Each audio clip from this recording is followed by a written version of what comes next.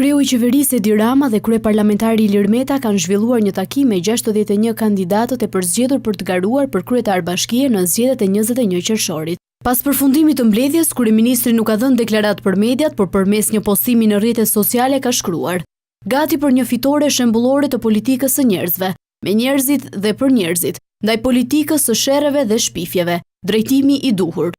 Ndërsa zëvendës kryeministri Peleshi tha se synimi i takimit ishte unifikimi i kandidaturave në kuadër të koalicionit dhe jo të partive.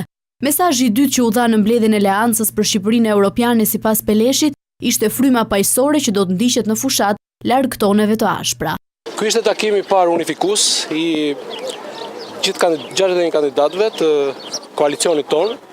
Dëshiroj të theksoj që mesazhi kryesor i cili u tha në këtë takim të përbashkët ishte pikërisht unifikimi i kandidaturave, si kandidatura jo të një partie politike, po të një koalicioni të zgjeruar, të Partisë Socialiste, të Lëvizjes Socialiste për Integrim, edhe rreth 40 partive të tjera.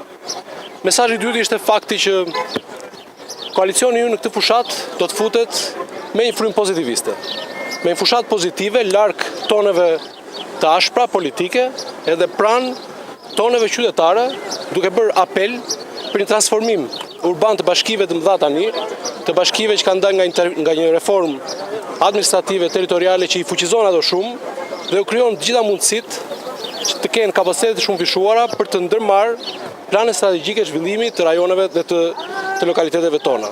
Ai ka vlerësuar maksimalisht përzgjedhjen e kandidatëve femra, duke thënë se ato do të marrin mbështetjen e komunitetit.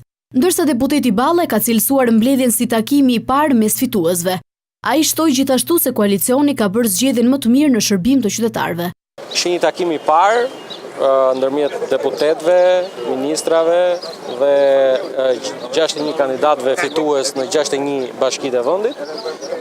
Kemi konkluduar se kemi bërë zgjedhjen më të mirë në funksion të qytetarëve të cilët presin një drejtim sa më të mirë të njësive tyre vendore. Në takimin e zhvilluar me dyert të mbyllura në sallën Black Box në Akademinë e Arteve ishin të pranishëm një pjesë e ministrave të kabinetit, si dhe deputetët e dy forcave politike.